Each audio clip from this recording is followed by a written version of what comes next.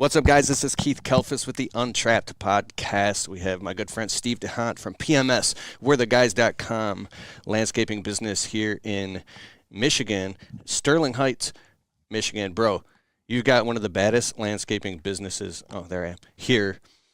The quality of your work I'm seeing on Facebook, Instagram is beautiful. It almost looks like artificial intelligence, these hardscaping, outdoor luxury living spaces. But I have you on today because I want to talk about business, but the mindset stuff. Sure. A couple weeks ago, we had Eric Reno on. He was sitting right where I was sitting. That was an amazing show. Go back and listen to that. It was talking about leveling up with Eric Reno, Steve DeHaan, Keith Kelfis. So listen to that as well. It'll give you more context. But here, bro, you're here right now. It's just the winter. Are you guys done for the season? We just finished. Last Friday. Yeah. I was power washing, finishing out the job. It was actually turning to ice when we power washed, and I clogged the drain in the street. So we had to have a environmental company and suck the drain. It was a right way to end the season. But yes, Friday we officially closed out. So we were just literally talking about that, how you do sales and marketing, but you kind of stay out of the operation aspects of your business. You have like 60 employees, give or take. Yep. And you guys have a multi-million-dollar operation. You've been doing this your whole life. You put your heart and soul into this. You genuinely care about your clients, your customers. You care about your employees. Like your heart and soul is into this for real.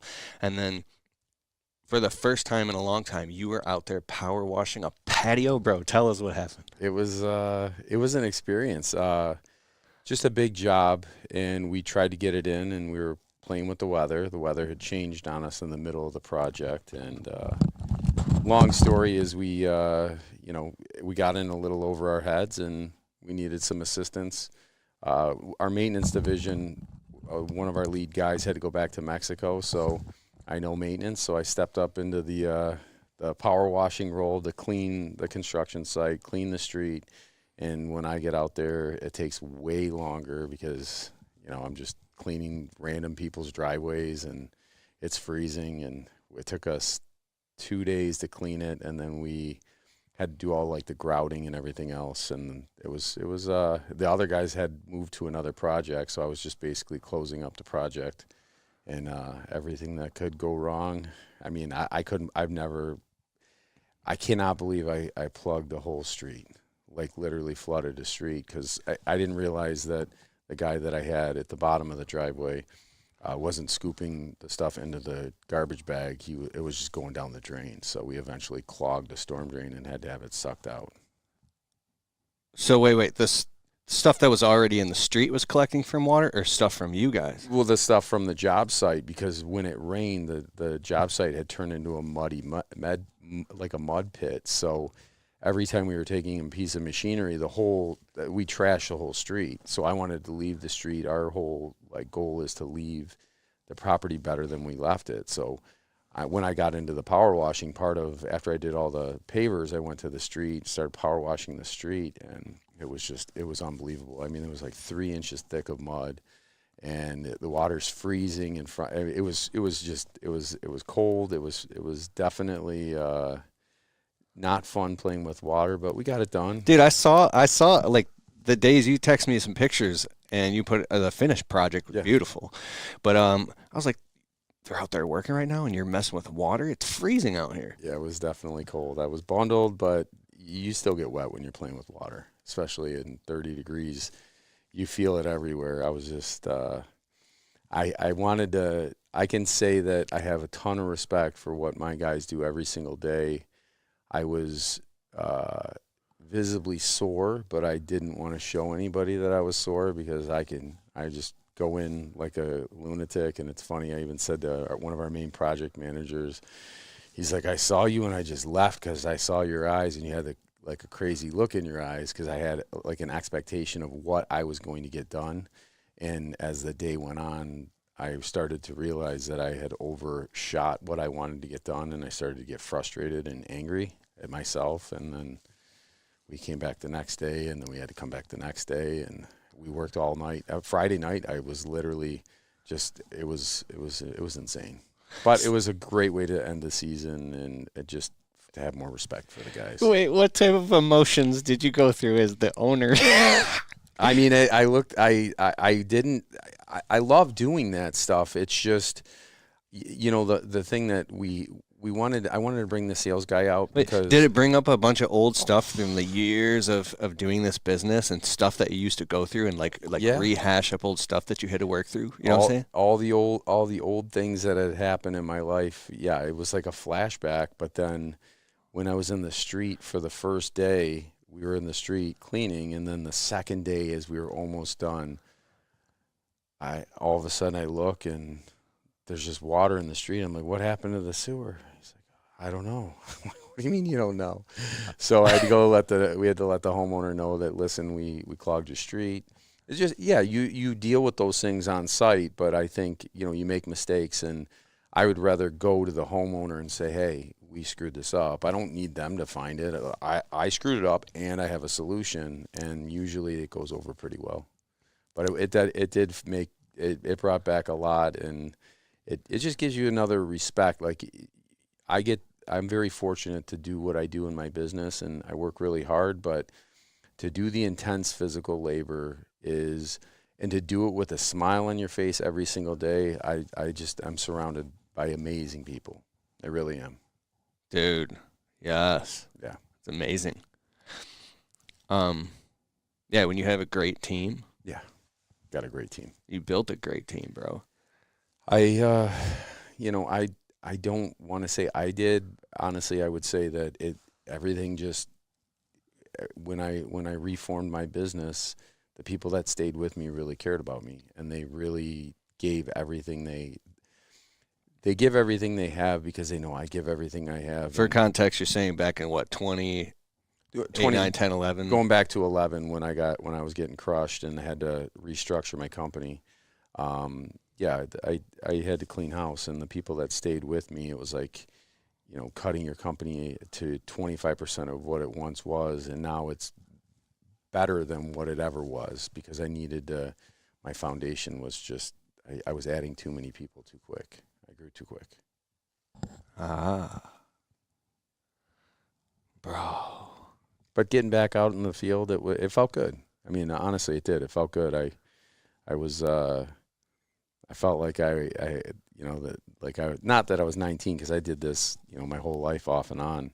But I felt like some of the years where I was just like, it's only me. I'm the only one that knows what's going on because I was running the job with a sales rep that had never been on a construction site. So it was me and the sales rep on one of the biggest jobs we've ever done, and I was doing the maintenance to it. So it was cool. That's so crazy. So you started your business. You were out there doing it. You're doing the sales, the marketing. You're out there running the jobs, ordering the materials, working with the guys, and in the office, staying up late, running paper, doing everything. Yeah. And then what was the first position that you replaced as you started to replace yourself? So it was I got a secretary at 19. We didn't need one. So I would go out from midnight. It's funny, we're going back here. But yeah, I would go out at midnight, I would go pass flyers out. So from midnight to 4 a.m., I would pass flyers out. From 4 a.m. to 8 a.m., I would sleep. And then from 8 a.m., I would actually go do the work or sit by the phone and wait because we passed out all these flyers. I had 100,000 flyers made at Rabot Printing, which that was in Utica. And we would go out and pass these flyers out. And I would just wait by the phone and then beg for a job. And that went on for, I think the first year, I lost money the first year and second year and third year. But I would put positions in place that I knew I wasn't good at, even though I couldn't afford these people. And it forced me to charge more money because I wouldn't take care of myself, but I would take care of the people that I brought into the business. And you'd have to earn enough money to pay them so I could justify my charges because I had to pay these people, if that makes any sense. Yeah, I created expenses because I knew I needed these expenses and I knew I wasn't good at them. So what about, like, you're growing the business, you're charging higher prices because you have to pay for these people and also obviously do great quality, stand behind your work and all that stuff. But what about the clients who now start saying no because they're comparing you to the other, maybe a Chuck and Truck or some smaller company that doesn't have the overhead that you do, or who just literally isn't charging enough to future-proof their business, or just is radically undercharging? How did you start dealing with the volatility and raising your value to keep your calendar full? I mean, I'd be it's hard. People firing you that you thought were your great customers, and then you're like, the next time you do their job, you're up 20% more because you have 20%. Right. That's a lot. Well, it is, but when you're not accounting for your time, like, what is your time worth? Well, I'm worth $20 an hour. What if you're worth 40? Well, what if you have to pay this person 20? And what if you have to pay this? So if they can't understand that, it's hard to. I had a hard time with it, but I knew that that's what I was kind of forcing my way to do these things. And the clients that fired me, I took a lot of them personal because I was a kid when they hired me. So at 19, I'm the success story that they talked about. Like, yeah, I'm gonna talk about you one day that you used to do my stuff, but when I ask for an appropriate wage to do that stuff, you're gonna kick me to the curb. So it hurts, but that's part of growing. I think you got to shed some of that old off to let some of that new growth come in, and let some of the people that will pay you more money because you're worth it. I really like that saying. You got to keep them how you got them.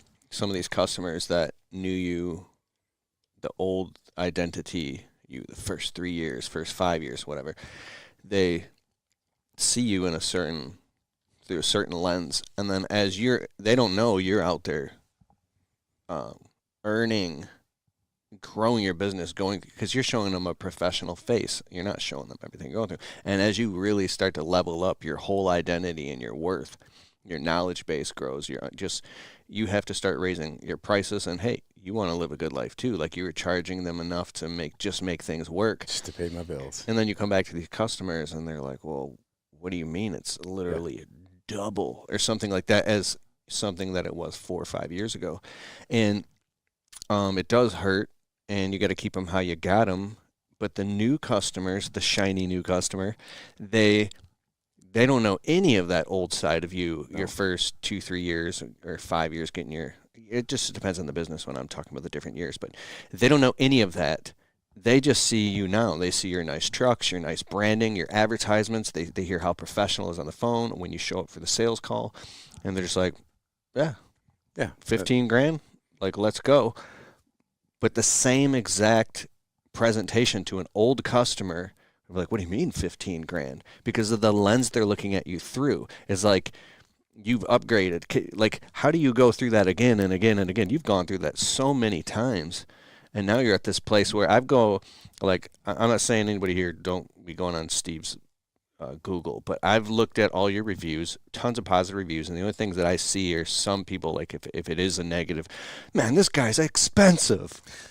We get that. We do get that we're expensive, but I do feel that if somebody's just looking at a number, and when I started at 19 and I'm throwing a number out compared to what I am now, you're getting not only a team, but you're getting the experience, you're getting all these different things, where when it was just me, it was just me. So it was just me and a few different people. I feel like, the big thing for some of these guys out here is you have to take that leap of faith, because how do you free up any of your space in your calendar to make more money if you're so busy running around making no money? Then you're not charging enough, or you're not being efficient enough, or a combination of both. And you're not in business as a nonprofit. I mean, maybe. What type of math are you using to be able to say, all right, maybe we can split test, or we're going to raise the price specifically here? Because, like, you got to be paying attention to all that stuff with, like, the price of materials and labor and the economics of, like, and the distance and the type of stone and the type of project and what you're going to run into, and the travel space, and how all these different things that go into, like, the pricing. Because I believe if it's all actually justified, whether it just be like, hey, well, here's a justification.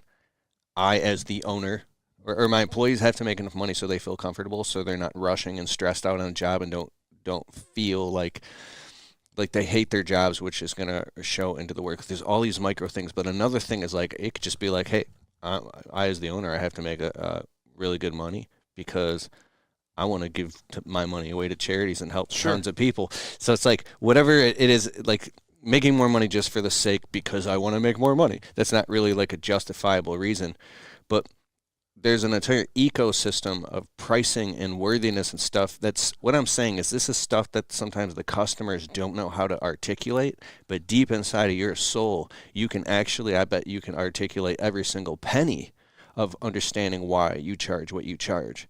And sometimes you can't like communicate all that to a customer. It's not even fair. It would be weird, but like, how do you just sit with that abundance and be, do you get what I'm saying here, bro? You gotta just speak slow, right? Listen to what they're saying, but you have to. You're never gonna communicate 100% what your worth is to somebody, or, I mean, we'd all be rich and not. I mean, everybody would know what we're worth. I think we're all fighting for the same, and when, like, for instance, as a young man, I didn't know what I was worth at 19, 20, 21. I just knew that I wanted, somebody to tell me I did a good job. I mean, that's all I was really looking for is, somebody to pat me on the back. Attaboy, good job. You did a really nice job. Looking for an attaboy. Yeah, and that's really all for the first few years, it was just like, look what I can do. I can do all this great work. But I didn't really know how to monetize what we were doing. At all. I didn't know how to make money. I mean, I knew how to do a great job and pay my bills, but that was essentially it.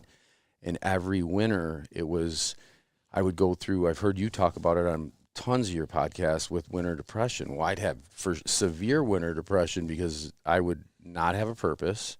There's no money coming in, and I couldn't plan because there wasn't enough money to go around. So you're in hibernation mode, or you're, I'll push snow, I'll do this, I'll do that. And then you're just essentially just running around doing things just to do them. And there's not really a purpose. So how are you ever going to make money doing those things if you're not thinking about, the long-term plan, not, just to pay this month's rent? And you have to like step back a little bit and also take some of those risks. Let some people fire you. I mean, it doesn't matter.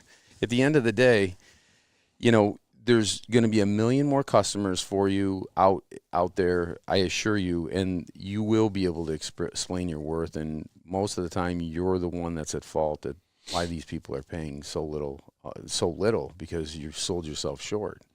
And there should be some combativeness. There should be some frictional conversations because it's important. I mean, nobody wants to have those, but that's important. So in my landscaping business, I got to this point where I'm standing up for myself professionally. Like, we do mostly property maintenance, like shrub trimming, ornamental tree trimming, pulling weeds, edging out garden beds, putting on mulch. So it's a $700 minimum to do anything. And I just found that. Right? Stop the truck is $700 for you to do any job. $700. Yeah, and now if like, I guess if a neighbor comes out and wants this little tiny thing done for $200, $300, $400, $500, and they're literally right there, and it's easy, easy, lucrative, and fun. I learned that from Dan Sullivan. I like it. I mean, I would do that, but like, I just learned when I look at the books, it's hard to really make any profit below that. But when I'm talking like a customer and a neighbor lady comes out and she's like, "Hey, I want this done." Sorry, ma'am, we have a $700 minimum. It looks about literally $250 worth of work, and I just can't justify charging you $700 for something like that. And so the ladies will, well, come on, please, you're literally right here. I'm like, well, I'm booked out for 5 weeks. I can't do it now. Yeah. I can't come back. And then the customer, it becomes almost like a challenge to them. I said, well, let's see if there's some more stuff to do on your property. Like, hey, you need the bushes trimmed here. The gutters need to be cleaned. We do residential window cleaning. I'll do all the windows. I'll give you a deal. I'll do it for $200. You just hit $700. And the customer's like, and I'm like, well, I just can't. So I'm now walking away at this point, and I'm apologetic. I gave the lady my business card. I just said, call me if you need anything. I just can't. And then now the customers are like, well, wait. Actually, that's perfect.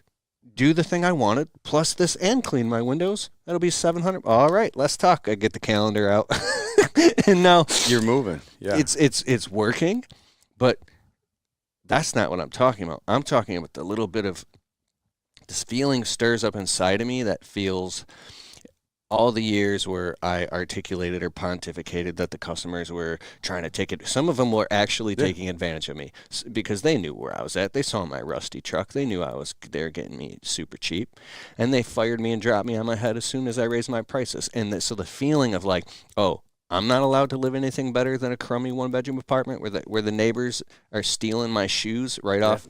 Like, what? You're trying to tell me you can have a BMW and vacation home and jacuzzi out and the grand piano in your house, but I'm not allowed to have that because I raise my price $300 on some mulch? You're gonna fucking fire me? Yeah. Like, what? I've been doing shit for you for 6 years, bending over backwards, and so all those feelings start to come up in that moment, and I'm pushing them down with a smile on my face, saying I'm hoping that I'm not being unprofessional or being an asshole and it's not leaking through. It's not this customer's fault. But it took me all of that shit to get to the point where I finally fucking drew the line in the sand and said, no, I'm not going home and sitting at the dinner table across from my wife saying that, oh, I didn't crush it today. I failed today, right? I failed today because I couldn't stand up, and now we can't go on that vacation, or we can't plan for our first child, or we can't ever get out of this. It's like, so how do you communicate to your whole team professionally as you're growing an organization and push down the fear? Like, this is the direction when I'm looking at, because I'm trying to get you stirred up, bro. So it's funny you say that. It's like it's funny in many ways, but like for me, I just look at all the people that I have. I know what goes into this. This is, I mean, sometimes I'm referred to as the mad scientist of my business, and I say absolutely not. I don't know what you're talking about because I don't. But I know what it takes to do these projects and to do them right. So, that's part of it too, is think about this. They're talking to you, trying to get you to do that $700 job. Now, I remember these because I would be like, yes, they're right next door. This is going to make the most sense. We'll do it right now. Well, then you're taking away from the other people. You're messing your schedule up. And you're really talking with this customer for an hour. We won't even do a quote. Like, if the neighbor comes over and asks me for a quote, sorry, I don't have you in my system.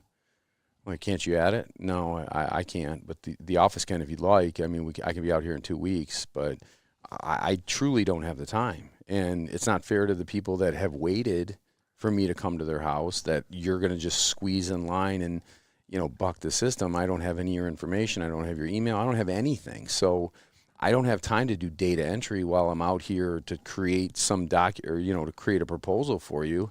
Because you're already allotted a time on a client's property who's already paid $40,000 and they went through the whole process, and this is so for you to jump off and leave over, like, to go run around. Yeah, this doesn't make sense. And even for a $2,000 job, you have to be, the sales guy's got to be prepared. And sometimes we can do it. It's the end of the year, but in the beginning of the year, there's no way we can do it. We're 3 to 4 weeks just to get an appointment with one of our reps. So, a lot of times I'm doing 10, 11, 12. At one point in my career, I was doing 20 appointments a day, which is ineffective at all. I mean, you're not giving anybody anything. You're just literally writing numbers.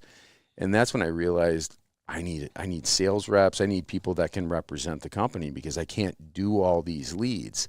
And I think that's another next part of the growth of some of these young entrepreneurs is when you hire a sales rep, that's when you really are going to have some problems, because sales reps can bring you big revenue, but they can bring you big problems if they're not trained properly. What if they're not trained properly and they're promising Mrs. Jones, oh yeah, we can do that because they want to get the job, and maybe they overlook things, and something that could have been a $3,600 thing to remediate that little drain area, and they just look right over it. Yep, they look right over it. Or we had one last year that we had to carry almost 30 yards of buckets of concrete, 5-gallon buckets, because the rep didn't pay attention to how to get down there. So it's like, how are we supposed to get back here if you can't figure out, and you have to have those candid conversations with people, but then Wait, you had to carry how many buckets? 30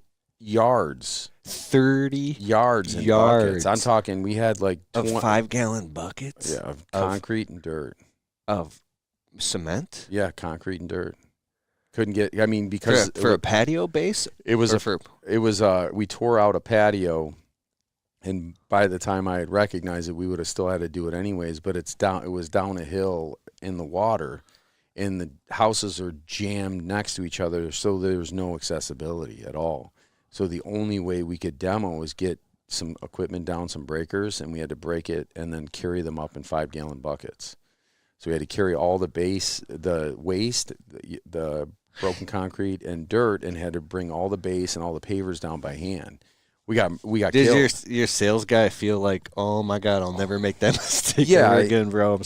And I stayed with the guys. Because I was like, I wouldn't want to do this. I would quit. You know, I if somebody said you do this, so I stayed with them and worked with them that day, just because I wanted to show solidarity with the guys. Like this job is, excuse my language, but it's bull. I can't ask you guys to do this. I wouldn't want to do it. So the only thing I can do is help you. And I'm thankful that the guys still did it with a smile. I mean, you know what I'm saying? We work together as a team. But I would definitely say, with certainty, it's the culture, and it's the way you lead, and it's what you're doing with your people and for your people. And I specifically stay away from the clients now, because I got personally attached. You know, like 6 years, I've done this and this and this for you. You know, you're part of their family, and they're going to kick you out for $200, and they trust you. Well, for my people, if I invest that type of time into my people, that's who really I'm working with every single day, and those are the people that are going to make my clients happy. So I just focus on them and not the customer any longer. Not that the customer's not important; they're very important, but my focus is just on my people. Leadership and building people, and backing them up, letting them make mistakes. So, because one issue in my landscaping business is, I love taking on the jobs from 10 to 20 grand. We had a sweet spot at 7,500, and then like, I don't know, maybe like 13 to 15 grand we can get in for. You guys could probably just blow that shit out in a day, but me, it'd be a few days. Sure. But I could make a pretty good profit and be in and out. But the jobs from 10 to 20,000 bucks, especially 15 to 20, require me to be there all over it, because there's all these little tiny things you run into that only I know, that my guys don't know. Right. That I gotta lay it all out and catch things when they start going in the wrong direction, and just to make sure everything goes smooth. Because I've left jobs before and come back and be like, no. Yeah. You guys do so much. Like, that's why I love what I do, and I got so specific. Is with brick, what are we going to hit? We're going to hit electrical lines probably. I mean, we call Mistig and we do the things we're supposed to do, but we're going to hit electrical lines. We're for sure hitting sprinkler lines. I mean, we know, so we almost have an idea of what we're going to break when we come into this place. Water mitigation, where are we going to run the water? So we have a system now where, dude, real quick, I know this, I'm interviewing you, and I've gotten good at letting my guests do 90% of the talk, but I have to tell this. I love it. I took on a grading job I don't really do a lot of subcontract work, but this one was fine. It was a builder. They built an addition onto a house on the back, like a whole sunroom. And so now it was just all messed up back there. They needed us to come bring in topsoil, regrade everything, comb it over, we'll put like rough, and then we'll put the last 2 to 4 inches of like nice black screen topsoil. We put heavy seed, we put peat moss, and then we put hay on it. This is just the way we do it. So it just, sure. But there was some stuff where stuff was dug up, and we had to fix it and re-put sprinkler lines back. It's just normal landscaping stuff, and we had a dingo out there. And so there was this hole we had to fill back in that, right in the middle of the job, the builder said the guys have to come and just do one more thing. They have to, some drainage or sump pump thing, I don't know what it was, but you're just going to have to fill in an extra hole. They'll be there Thursday. I'm like, no big deal. So I come in, and they dug this deep hole, it wasn't that deep. It wasn't even that big. It wasn't even a big deal. But there was all these lines going through it. There was sprinkler lines, like WOW cable lines that looked like electrical. I just saw like it looked like 7 different lines, bro. And when I saw this is something I'm admitting right now that I never got into hardscape or big planting shit. I have a phobia of digging underground. I can't. I don't. So as soon as I saw it, bro, I literally saw it. I went tunnel vision. Like everything went black. My heart rate elevated. My blood pressure went up. And I got so fucking scared. I looked at my guys. I said, hey, I know you guys know exactly what to do. I got to go sit in the truck while you do this. So I just literally went and I sat in the truck and I sank in the seat and I was just breathing for like 45 minutes while they did it because I couldn't do it. Were you having a little like a panic attack or kind of or? Yeah, no, this doesn't happen every day. No. Was that what was happening? I was this close. If I didn't go sit in the truck, I would have went into a panic attack where I would have been laying in a customer's backyard. And so I already know my guys know what to do, but I was like, I had to like just let them do it, and I had to get the hell out of there, and they did it. And nothing happened. It was fine because my one guy who works for me, it's nothing to him. He knows what to do. Dig by hand, very careful, pack it in, and when I came back, they had everything packed in. They were going over it with the machine. They were grading it. And I was like, oh, okay, cool. Done. Yeah. Yeah, I the phobia, that phobia runs away quick after you break a few things. We broke a main gas line in West Bloomfield. A main gas line? I didn't even, it was unbelievable. The homeowner, she was a gem. She was beautiful, just the nicest, she was like a mother figure. She's like, Steven, oh my goodness, what are we going to do? The whole neighborhood's going to blow up. And I was like, no, it's not. I can barely smell it. I mean, literally, it smelled terrible. Like everybody was told to stay in their houses, and then the fire department had to come. And unfortunately, it happens more than you think. We hit gas lines all the time. How do they shut? How does it not cause a spark and an explosion? Like it could. And the thing that really that's my biggest fear. It's mind-boggling because they'll say like you hit a line. Oh, well, the subcontractor put it in wrong. It's like, it doesn't matter. You're the one that's responsible for how could you leave this line 18 inches or 12 inches? I mean, this is supposed to be 3 feet deep. We shouldn't be hitting these types of lines. You know, we're digging 12 inches sometimes 24, but we know where things are. A lot of times it's supposed to be 36 inches. In straight down and all the way out to the street. And it's not. Most of the time we expose wires, we know where they're going to be. What? So that's exactly why I have the phobia. It's because I go on online, and everybody listening and watching this should literally go watch videos of electrical safety videos, like electrical hazard videos. Like if there's a power line, they'll have like it come all the way down, and they'll have it touch like a wagon, and the wagon touches this, and then the guy touches it with a turkey, and the whole turkey's well done in like 20 seconds. And it's 25 feet away from the power line, but it was conductivity. Yeah. So if you're digging and you hit a line and it's not insulated, the guy's not wearing insulated gloves and boots, bless his soul. Yeah, and that's where you get really upset because it's dangerous. It's dangerous, but I mean, what do? You hand dig. If you're hand digging something, there's nothing else you can really do. You just try to be as careful as you possibly can and you know, do your due diligence, but it's a dangerous job. That's part of it. I mean, these guys, we had more work comp claims this year than we've ever had. Just people getting hurt. Just you were working with equipment, so equipment can malfunction. We can do something different with the equipment. No, what we do is dangerous. As soon as you dig into the ground, you're in a different level, in my opinion. All right, so you've become comfortable with this. How many crews do you have at max? Max next year will be 10. This year was 9. Yeah, so we are. So you got this going on times 10. Times 10. How often? Like, what I mean is like, man, I feel vulnerable, but this is so valuable.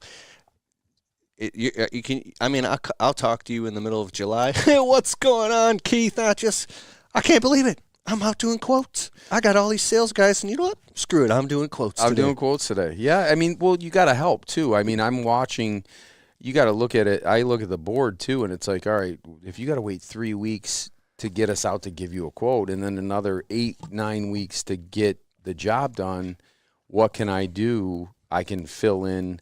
So I'm going to be in this area, and then I'll just do a bunch of quotes, but I'm not actually going through our process. I'm basically trying to get some of the, I would call them not a loss leader, but like your cleaning and sealing could be $1,000, $2,000, $3,000 jobs. Get pavement maintenance and repair. Correct. So the restoration, I try to get those out quick. That way, and those are great jobs as well, even though they're tough. It's like doing repairs is like you have to know how to put puzzles together. It's really all it is, because you got to take every cut, mark every cut, set them to the side so you don't lose that brick. So that way when you put it back together on the right pitch, that it all fits properly. So there's a lot to that part of it, but I just feel like you just kind of, you figure it out as you go, and you just, I don't know if that makes a whole lot of sense, but there's just different things that we're doing, and I'll quote those right there, because there's no reason. If I can get 10, 15 of those off the board, then the guys can get to their appointments quicker than 3 weeks, which that's where we don't want to be. Like 10 days is about where we would like to see our estimates at. Oh my God. So I just I just went higher level with my thoughts all of a sudden. So I've been to your shop, and we should do a video and a tour of it and show everybody. You have sales guys going out, and do you have like when a customer wants something that's custom, do you say, well, we have 7 different styles of patios and like 7 different styles of block, and pick from these, and then you can customize it? Because what I mean is, or is it completely custom every design? Completely custom every design. Now we've thought of getting templated like that, but the problem is not everything works that way, right? Like you got different elevation changes. Everybody has different elevations. So for us, we're going to go out and we're going to take your points of elevation. So on a new installation, we're not going to go out and quote the job. We're going to go out and take all the information that we need. Do you like round? Do you like geometric? Do you like square, traditional? What's your style? What kind of size are we looking at here? Really get a feel for the space that they're looking at. And then it's really about taking elevations, because we build with blocks. So we're going to build with actual retaining wall block. Like, let's say you got a slope, and I set my 0 point at the ledge of the house. Well, I'm going to know all the points of where the grade changes, because it's going to show me with my level. All right, well, this is going to grade off. We're 12 inches low here, so I'm going to need 2 additional courses of block down here where it'll only fade into 1. That way you can get your material list right, and we can give people accurate pricing, because doing that on site doesn't make sense. We get the information, and then we double set an appointment. So we invite you back into our showroom.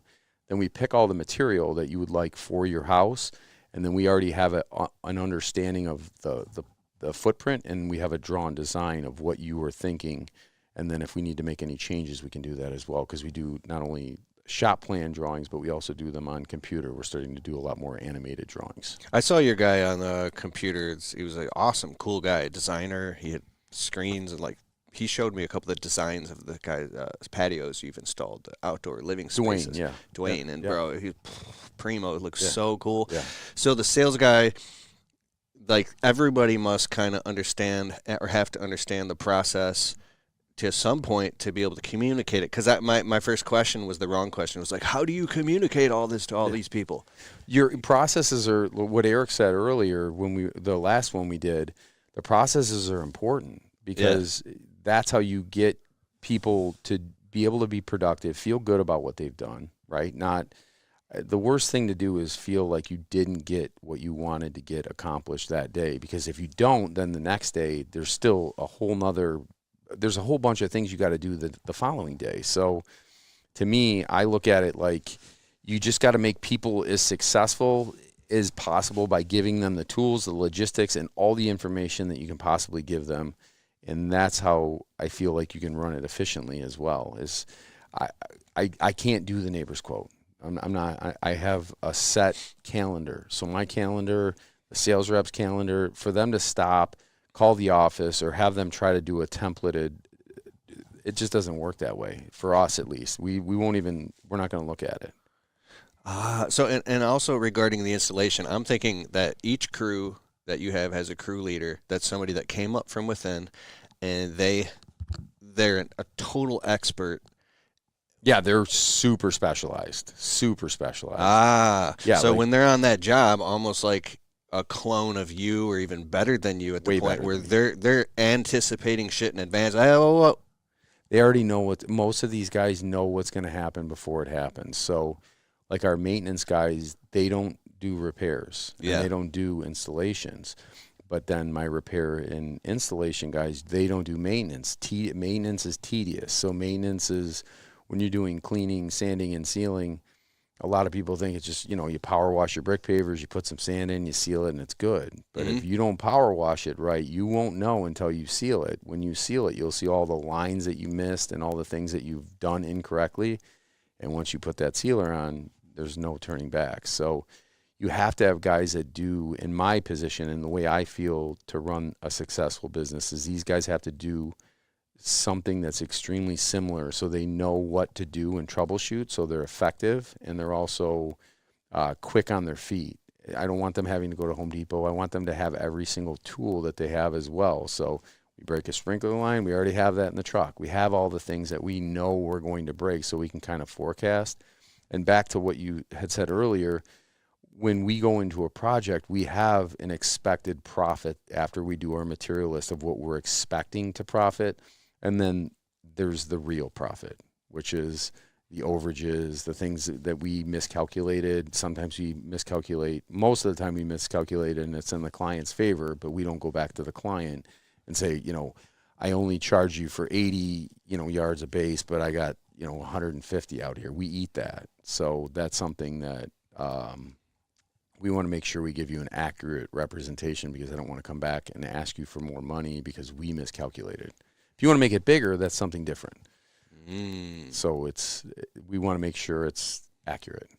Dude, I'm listening to EOS Life right now by Gino Wickman, and he keeps talking about having the right people on the bus.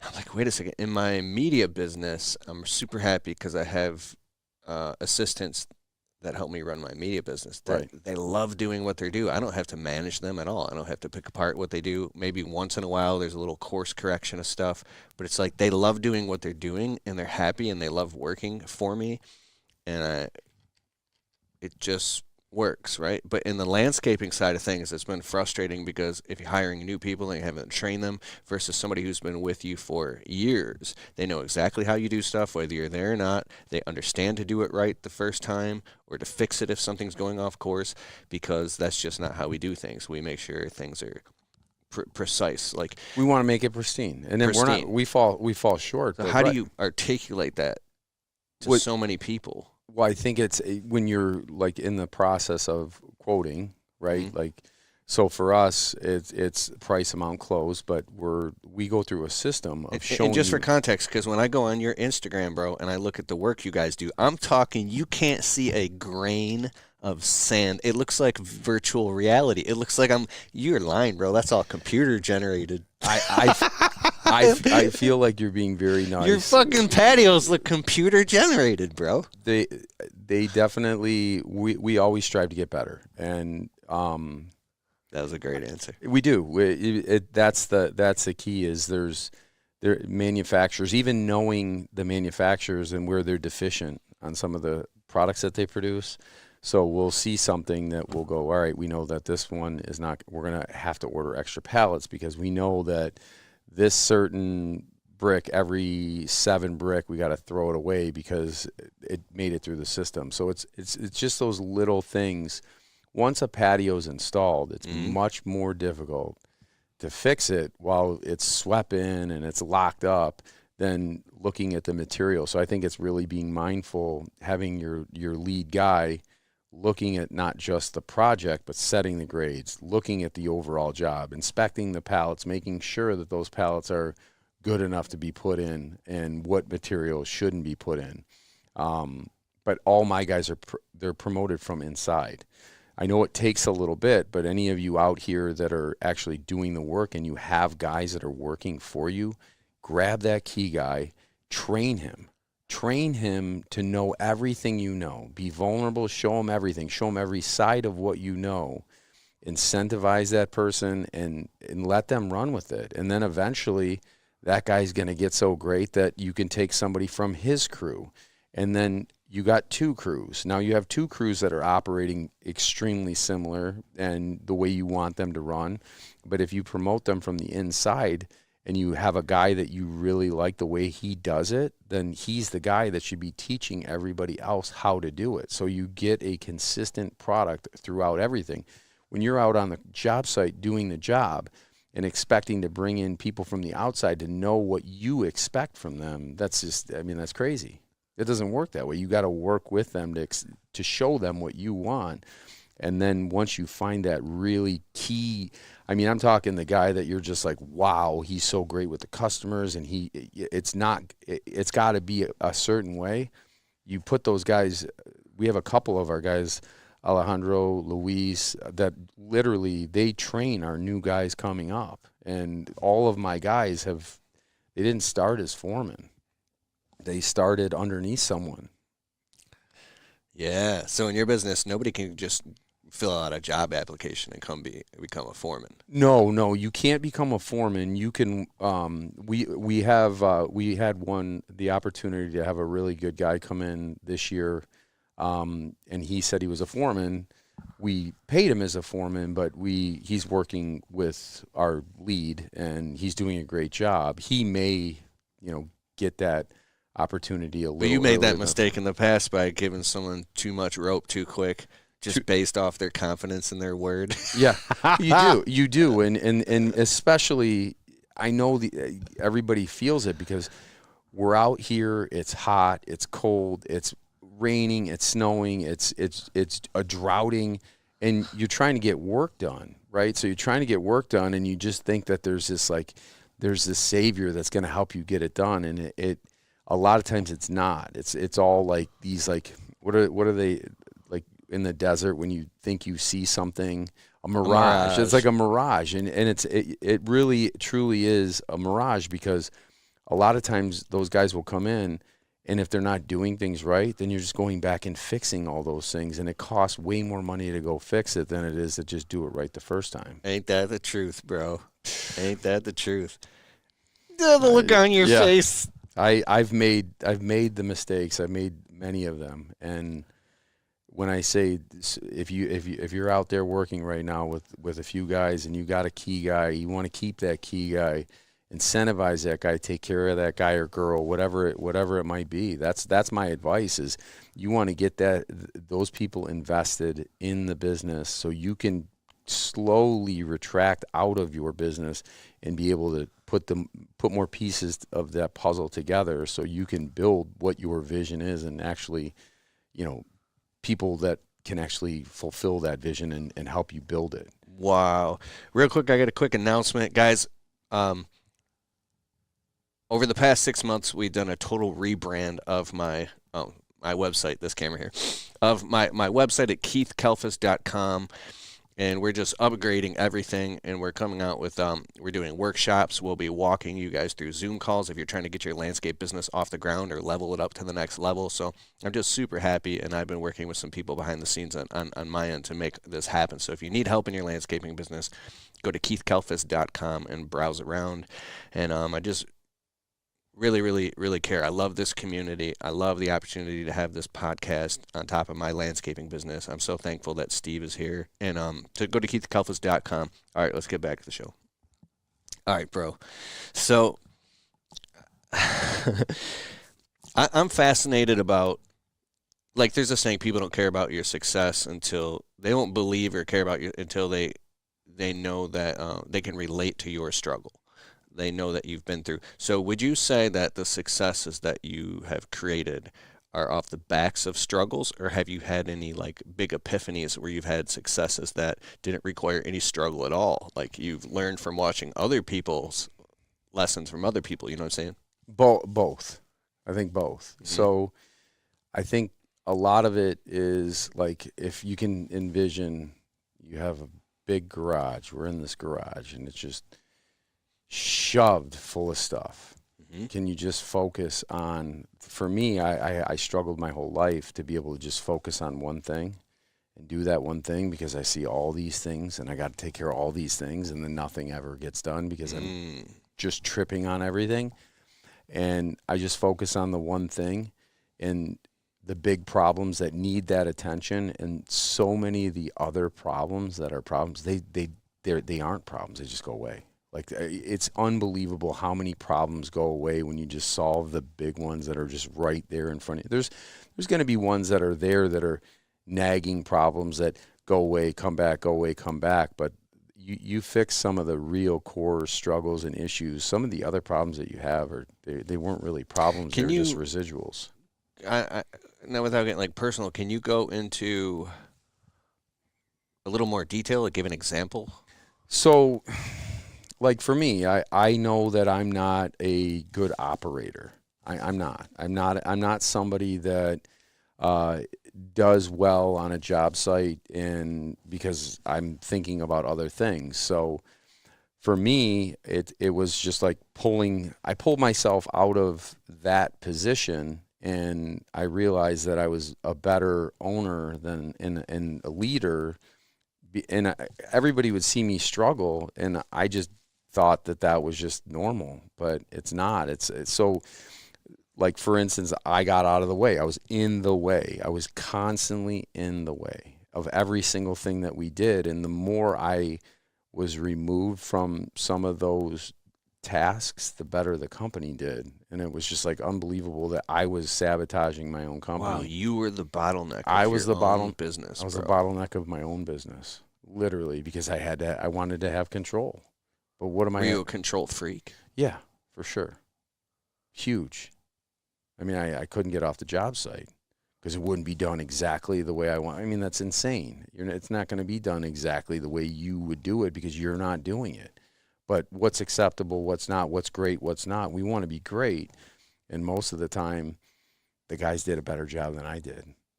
Like, and that's kind of it blows you back and go, well, I gave it everything I had. And I mean, my guys would blow me apart. I mean, if I built a patio and they built a patio, you guys would laugh at the one I built now.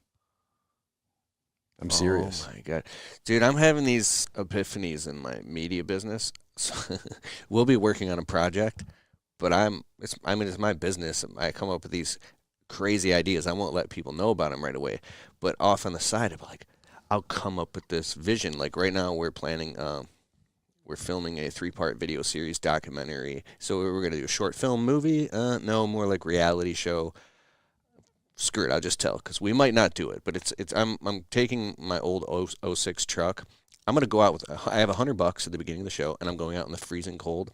I got to go to Home Depot, buy a squeegee, soap, a bucket, and a scrubber. And I have $100 for food and gas, and I got to go out and build a window cleaning route from storefronts, plazas. Like, there's no way to make money. There's no landscaping, no nothing. I can't get a job, and I have to go out there, cell phone stores, sub shops, salons, gas stations, anywhere, and I got to go hustle and build and make money. And so we're planning, like, where am I going to sleep, like in an RV or a trailer? Like, what we're going to go all out. My video guy's willing to stay up all night and get shots of me, like, sleeping. And, when like, are you doing this? And, I didn't know you were doing this. I've filmed, scripted 3 different movies. The other ones I won't even be in. Just in the past 2 weeks, I'm obsessed with this shit.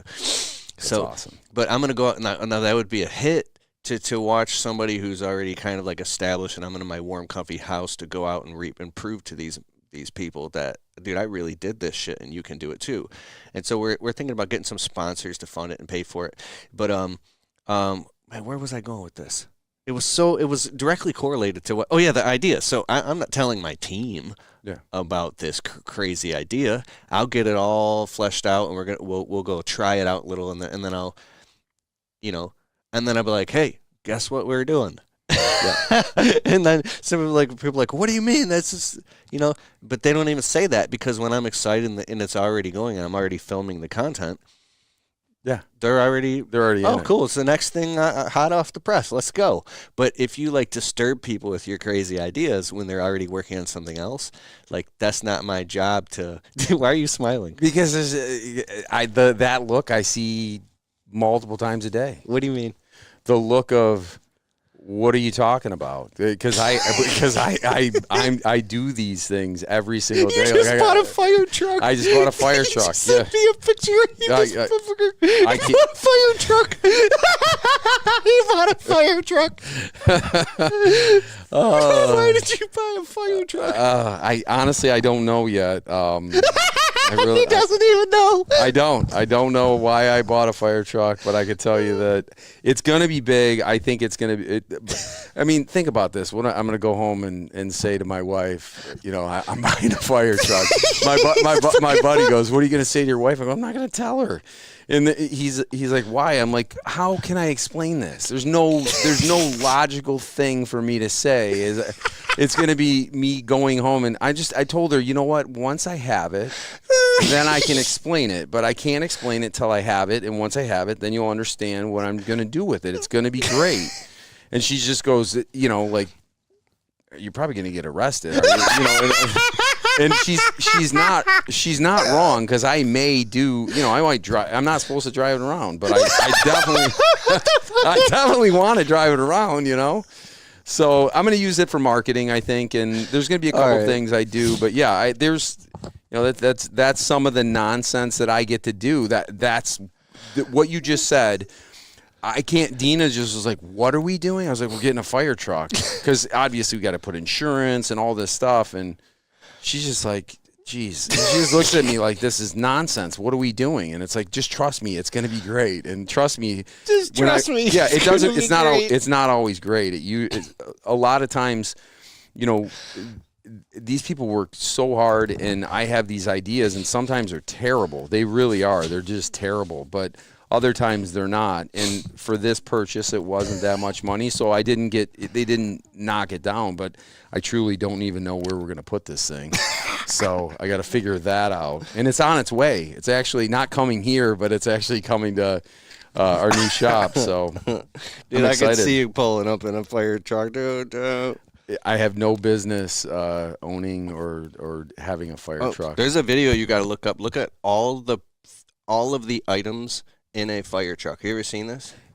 The fire truck that we have, dude, it's like thousands. They'll have a fire truck, and there's all the medical supplies and kits and hoses and all this stuff, and how perfectly methodically organized, and how trained the firemen know to where everything is at all times, and everything's up to date, and like it's crazy. The log on this thing, because it's an older truck, is like this. It only has 9,000 miles on it, but I think they have $300,000 in maintenance on this thing. Wow! I mean, because in the event of a fire, that thing's got to get to on location in like under 6 minutes and save people's lives. Yeah, and and then it's got to have it has that, the crane thing that comes out and the pegs that stick into the ground, so that way the ladder. The outriggers? It's got outriggers. I mean, it's pretty cool. Bro. Yeah, it's pretty cool. I'm excited.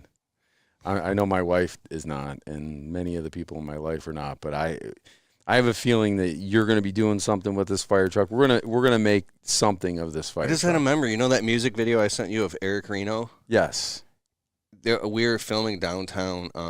In Mount Clemens, wasn't it? Yeah, and he's like, "There's a fire truck." He goes, "Let me go jump in front of that fire truck real quick in the video." I'm like, "Okay." So I filmed him, and it was cool. And was like, I watched that video. I couldn't believe that you were producing at that level that long ago. I mean, I mean, with technology, this is insane. It 2009 really bro, we were shooting music videos in 2005. That's insane. Yeah. That's a long time ago. That's almost 20 years ago. Yeah, dog. That's crazy. It's crazy. I've been doing brick pavers my whole life, and we're going to have a big announcement ourselves here at the beginning of the year of a new venture that we're going to be doing. It's exciting. Yes. We're going to be into the ground a little bit more. Man, I can't wait to go. You guys got to see this guy's showroom.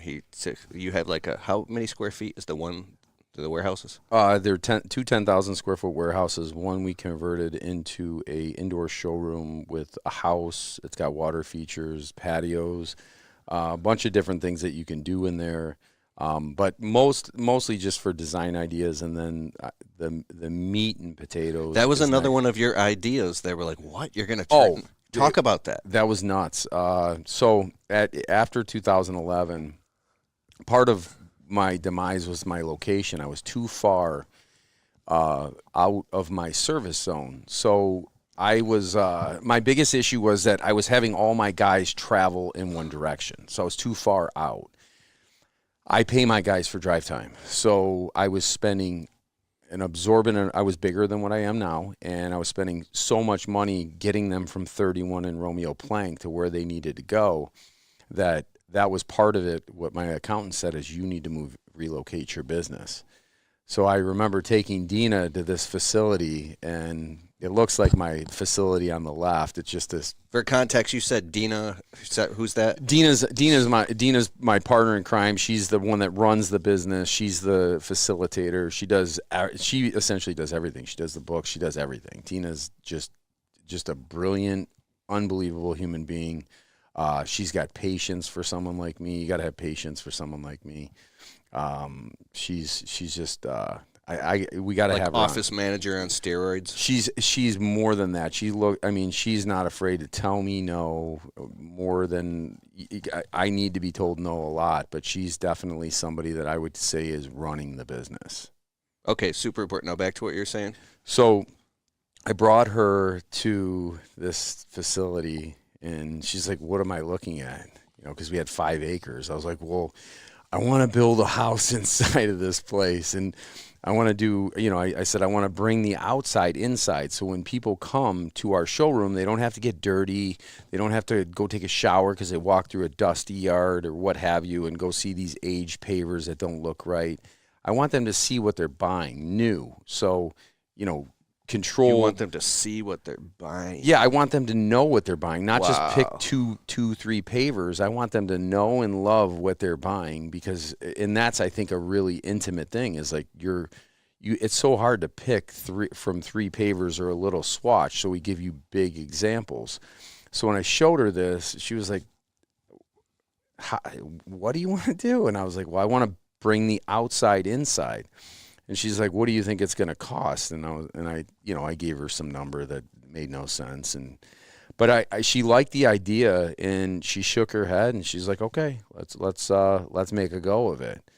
I didn't realize that at that point I was kind of digging myself into a situation where it was like I had to sink or swim, and we were only in the one facility, and it was a third of the showroom was done, and then the rest of it was our work facility. And we were jammed into this place, and then eventually we took the other building over right next door to it and blew out the rest of it and continued the showroom, because after we got a third of the way done, I went through the budget of what I thought we were going to go through, and I didn't even build a house yet. So I wasn't even close to being done. So this took forever. I mean, it literally, we've blown the showroom up and redone it at least 5 times. And what? Yeah. So yeah, Eric told me, he's like, "Bro, you got to see this. It's crazy. Steve's a genius. He built a showroom inside of his like Eric, the roofer. You go inside. It is really nice. He has roofing samples, skylight samples. He has like things so the customers can see it and stuff. And it's really, really nice.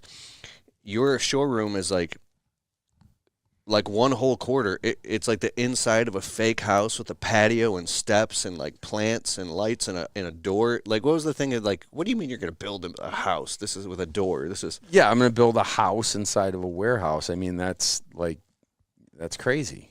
I mean, why would you do that? But that was my vision, was to, and two, a lot of it was, customers picking colors, and then you're done with the job, and that's not what we don't like that. Well, that's not good for me, and that's not good for them, because right. I mean, they're not happy because they don't get the right color that they wanted, and I'm not happy because either A, I'm going to change it out and lose money, or B, leave them unhappy.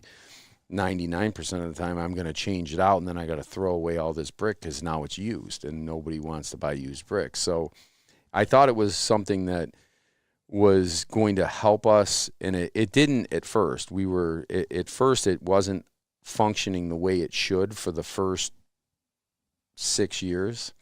Really, COVID is what helped me really define the showroom, because what was happening is we had all these state-of-the-art patios with all this new product. So customers were coming in, but they weren't our customers. We had it open to the public, so people could just come in. Well, contractors would just send them to our showroom and pick out their brick, and they'd have no intention in even sitting with us. So when COVID happened, to protect everybody, that's what we thought, okay, we're going to do the right thing and make this limited to just an appointment, right? So it's going to be by appointment only. And we felt that we could give people a better communication, more one-on-one time, and that allowed us to be more successful with the showroom. So we stuck with that. It's by appointment only, and it makes it so that it's a more intimate setting. It's more private, and it just feels better. It's just a better. Dude, that's so cool. I picture like a husband and a wife, but they both got they stopped at Tim Hortons, got some coffees, and they're like, "Oh, I really like this," and you're just calmly in a controlled environment walking, and they're picking out what they want.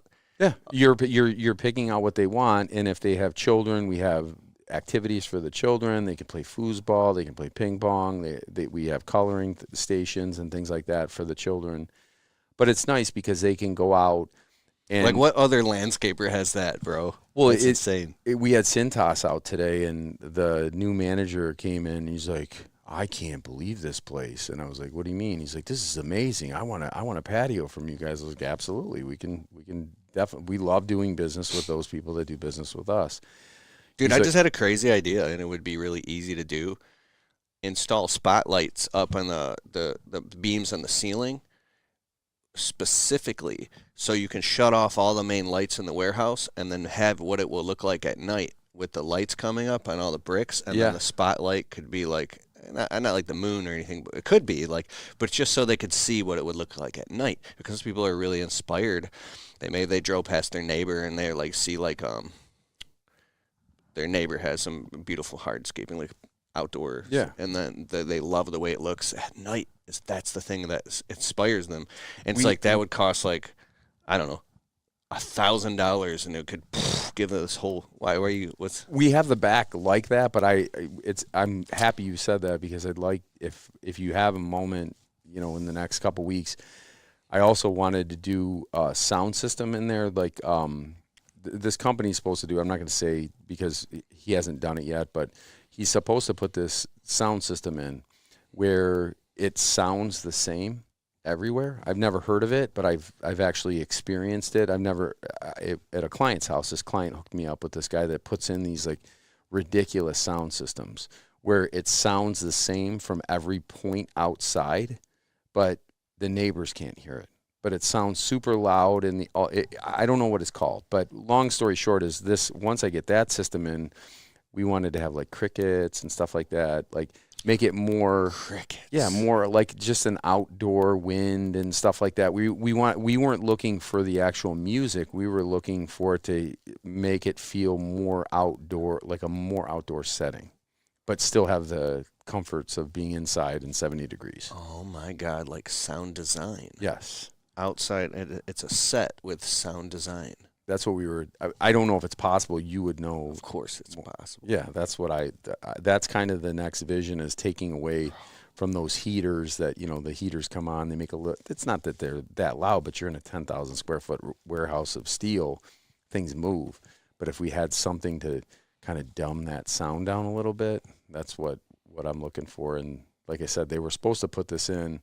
I'm not pressing him because he wants to align with us, and we don't want to be in that part of the business anyway. So he wants to put a demo system in and then help him sell these systems to our clients after we put a hardscape in. Dude, that is so cool. And because you're not out in the field and you're the visionary of your business, you can have these higher level thoughts and concepts and precepts and ideas and visions and work with other people. And so you're here upstream doing cool stuff that when it trickles down, it's work, money, profit. It's revolutionary at times. It is something that, like, it's called emergent properties, when you take things to a level 10 and you put them all together, or it could be something bad, but good. You get this totally different dramatic result that you wouldn't normally get. It's like the snowball, like all these little things and all these problems that get solved, and then eventually you just keep making the right move. You continue to stay disciplined in your spending. You're disciplined on what you spend your money on, whether you're investing in, I invest in my company. Well, if you're always investing in your company, then eventually your company is now this big snowball that you didn't, it was just like this. And you all of a sudden you wake up and it's like, boom. That is one thing that I do want to bring up. Now, I've been to your house, and you live like 5 miles away from me or something. Yeah. And when I went, I was like, wait a second. I thought you would live like in a mini mansion with like crazy like waterfalls and like have exotic cars and shit. And then you're like, no, I had a big house before, and like I haven't bought my mini mansion yet. And so I find myself at night, I go on Zillow and I'm looking at these big houses up in Washington Township, and I'm looking at the shit that I haven't had yet. And I know that once I get it, it's, you know, it's just things. You just want to get rid of them. You're already there. You're a high level thinker, much higher than I would be. And I say this in a respect thing. A lot of us out here, a lot of you guys we're out here, and we're trained as men to go out, and we got to make money. We got to provide this big house. We got to provide this extraordinary life. Those people are the most miserable people I've ever met, because they're literally just working to sustain some fake life that doesn't mean anything. To me, having a small house and stepping over my children because they can't hide out somewhere and live some other life and do something, like, trust me, it's hard, but I can tell you that the closeness of your family, the bigger the house, I can guarantee you the bigger the problems, you're going to have more to clean. I mean, I just like to live simple, and I also like to live, to me, I find joy in the discipline and the things that I don't buy for myself personally. Now, don't get me wrong, the fire truck, that was way out there for me to do that, but I have an intention to use that. But it's all the things that I say no to. I don't need any of that stuff. I live in a small house that's jammed. I like it like that. My kids get to go outside. They have neighbors that they play with on a regular basis, the way I used to play as a kid. So to me, it's living. And my kids, I'm not going to raise kids that are just entitled. They're not. You're going to earn every single thing. I'm going to make you earn every single thing. I'm not giving them anything. I refuse, because I just don't think that shapes our future leaders the way they're supposed to be shaped. If they don't go through anything, how are they supposed to lead people through trauma? How are they supposed to lead through the trials and tribulations when they've never been through any? They have to go through those things. So they just, my kids will say things like, oh, you're rich. It's like, no, I'm not. The business makes money. That doesn't mean it's just my money that I get to take and do whatever I want, and I'm not going to waste it.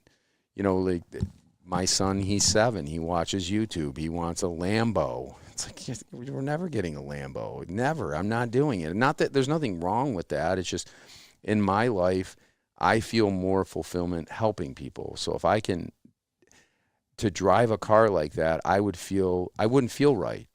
What is it? This car's not practical at all. It doesn't do anything. Nobody wants to be you. They just want your car, and they picture them in the car. There's no reason for the car if you don't, especially if you're just trying to show off, and that's what most people are trying to do, is show off.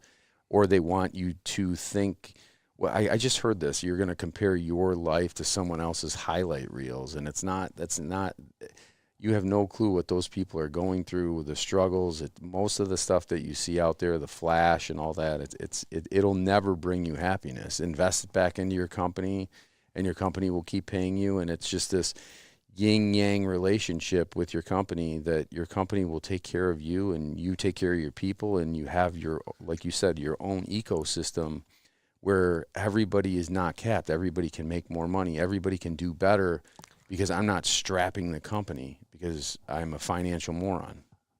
You know what I'm saying? That was a great way to end that. Yeah, I mean, I'm not saying it was the end, but like that was not a financial moron. Well, and I was. I mean, I know that we all have been there. We all have done these things, and we've all done things we shouldn't do. But what's the point if you don't learn from them? I'm not doing that anymore. I'm not going to go out and work to have a house that I'm going to go work 80 hours for a house I can't be at. My wife is having a hard time cleaning it and taking care of it. That doesn't make any sense, and it doesn't sound like fun. Bro, you know what made me super happy? Yesterday morning, I woke up. The first thing I did was I reached up and I got the crock pot. My wife said, "This one crock pot we have is too small." I'm like, "It's a full-size crock." She's like, "I want a huge crock pot."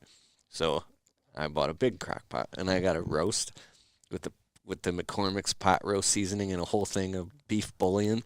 I got that sucker on at 10 a.m. first thing. And then she wakes up and she starts getting into it. She's washing all, scrubbing every potato and putting the carrots. She's like, "Where's the celery?" I'm like, "Oh, shoot, I didn't get any celery." Back to the store? I never go to the grocery store, bro. I just have it all delivered. I was like, "Be back in a flash." So I go to and I'm like, "Do you need anything else?" And I'm rushing around and I'm listening to EOS Method on my Bluetooth headphones about, business stuff. And so I'm getting this, I'm doing this, and we come back and we put all the seasonings in, then we take off and we come back and it's like 4:30 p.m. and then we're waiting. And then it's like 6 p.m. and you take the lid off and all the steam comes up and the pot roast is completely falling apart. Oh, wow. And I got a thing of like Italian bread. Was it good? Yeah, of course. That's awesome. And so it's like, but basically it was just my wife and I last night on date night every Tuesday night. And we were just sitting eating this delicious pot roast and spending time together and talking. And I was like, dude, we could be in a 10,000 square foot house and it wouldn't be any different. Be in the same place. Or you could be in the same exact place. The more square footage, you guys, your moment would be no better if you had a bigger house or it wouldn't. It'd actually probably be worse because there's more distractions. More things need to be taken care of. It's fact. I mean, I lived in big houses. They're maintenance nightmares. Everything breaks. Maintenance nightmares. Your light goes out on a split, and now it's not just changing a light bulb. I mean, I know it sounds simple, but you got to have a stick and something that's going to grip the light bulb and then put the light bulb back. It's just little, like stuff like that. Like I remember having a big house up until about 13, 12. And my heat bill back then was like $500 for the month. $500. I don't even know what it would be bill? now. Yeah, I don't even know what it would be now.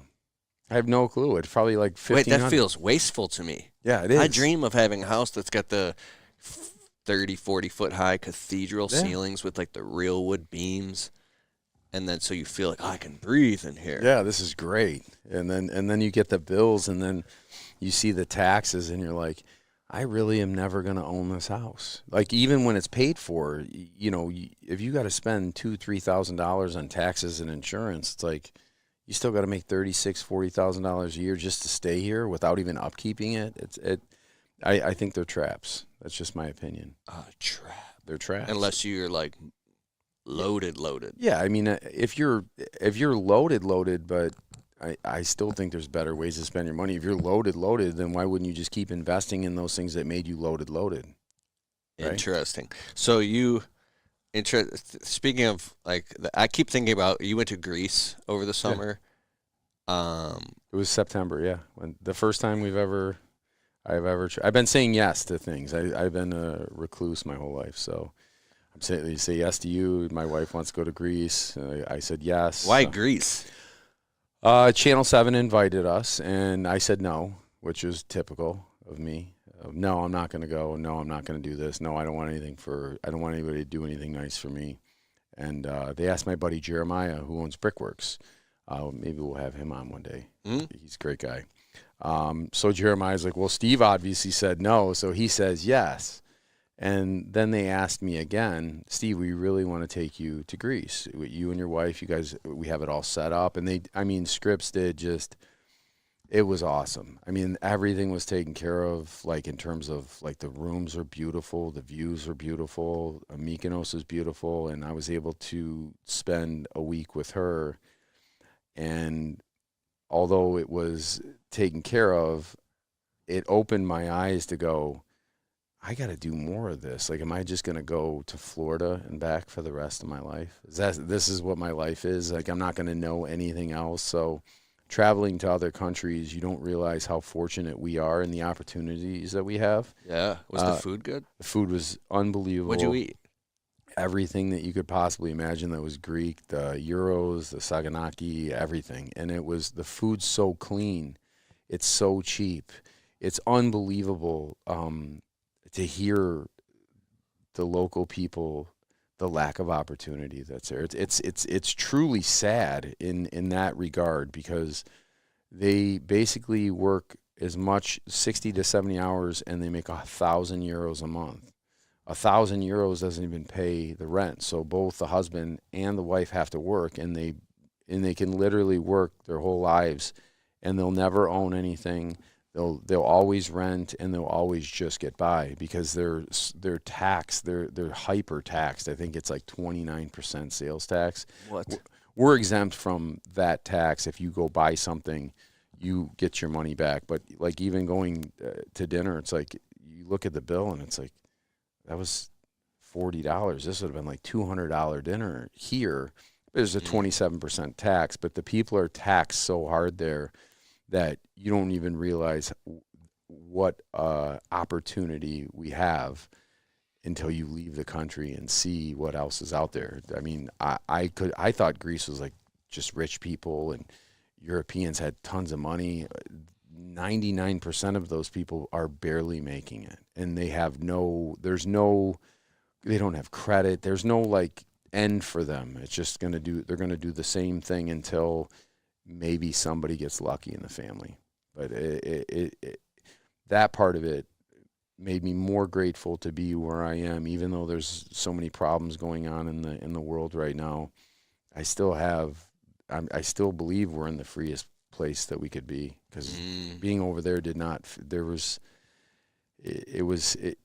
you could feel it. The people I talked to, it was just sad. I didn't realize, because I've been so in this bubble, the opportunities that I have and opportunities I've squandered. These people would die to have one of them, one opportunity, one thing to look forward to.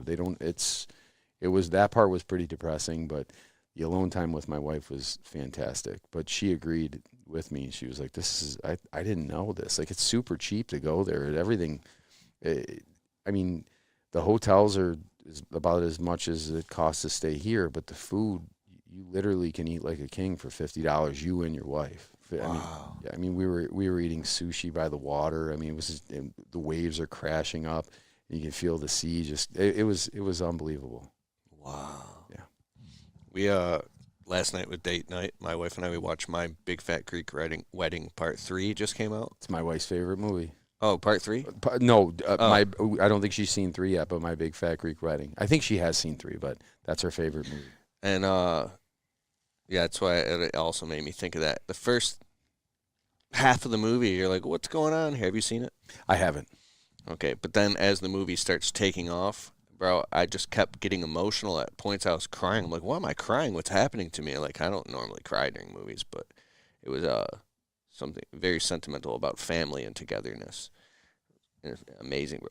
So is there anything else before we wrap this up that's on your mind that you wish we would have talked about, that's on your heart? Steve DeHunt?